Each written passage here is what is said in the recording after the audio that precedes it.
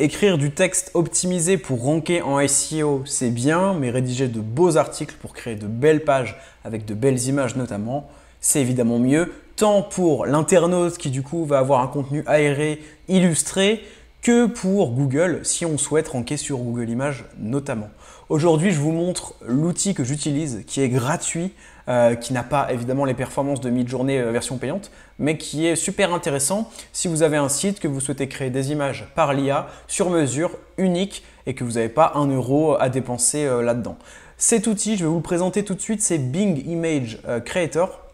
Je ne sais pas si vous connaissez, mais c'est vraiment un chouette outil. Globalement, vous pouvez l'utiliser quasi en illimité gratuitement. Et donc, c'est DALL-E, donc c'est un peu la technologie qui a démocratisé tout ça.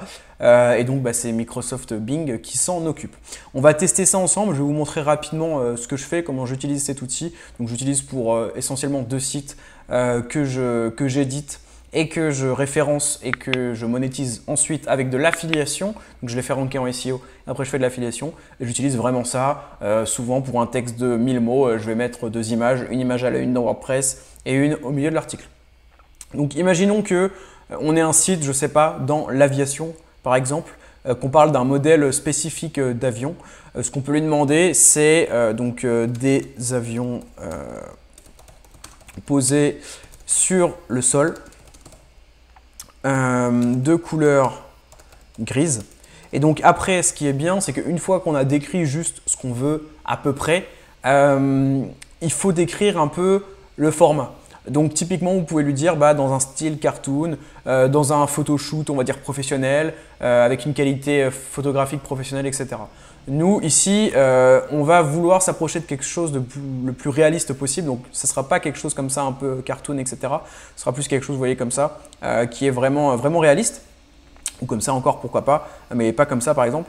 Et donc, on va lui dire photo ultra réaliste. On va dire appareil, je sais pas, Nikon professionnel, quelque chose comme ça. Donc là, normalement, il va comprendre ce qu'on veut et il va nous faire quelque chose d'assez sympa. Évidemment, il y a plusieurs images qui vont être créées, donc c'est 4 images par 4 images. Vous voyez ici, c'est ce que j'ai généré, enfin vous ne voyez pas du coup, mais ici, il y a ce que j'ai généré récemment. Et donc, on va voir ce qu'il nous fait. Vous voyez ici, il nous fait quand même des choses assez sympas. Alors, je ne sais pas pourquoi il nous fait ici en noir et blanc, peut-être l'appareil Nikon, etc. Il a peut-être mal compris.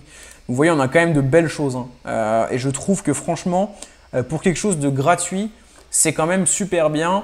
Vous pouvez l'utiliser, comme je disais, en illimité. Bon, il y a des crédits, mais vraiment, par expérience, ça se recharge très très vite. Donc, vous pouvez l'utiliser en illimité et ça vous permet d'avoir quelque chose de super cool. Ici, on va essayer de changer. On va mettre, par exemple, style cartoon, dessin animé. Et on va mettre, pourquoi pas… Ah oui, parce que je dis de couleur grise en fait. Donc, il a compris que c'était la photo qui devait être de couleur grise. Donc ici, on va mettre… on va rien mettre, comme ça, normalement, on aura de la couleur. Style cartoon, dessin animé. Et puis, c'est tout, hein, on va mettre ça. Donc, on va voir ce qu'il fait.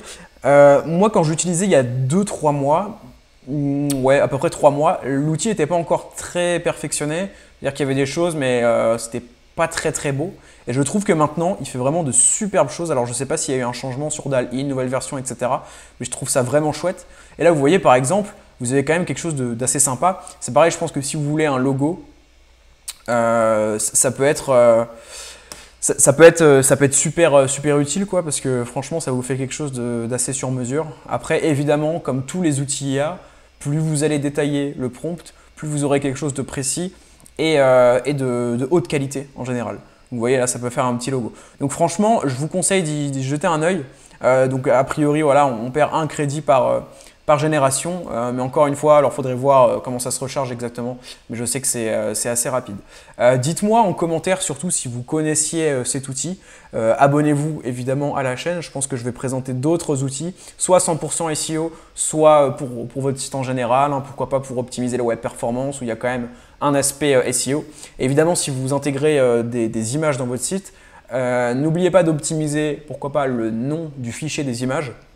Donc logo avion.png.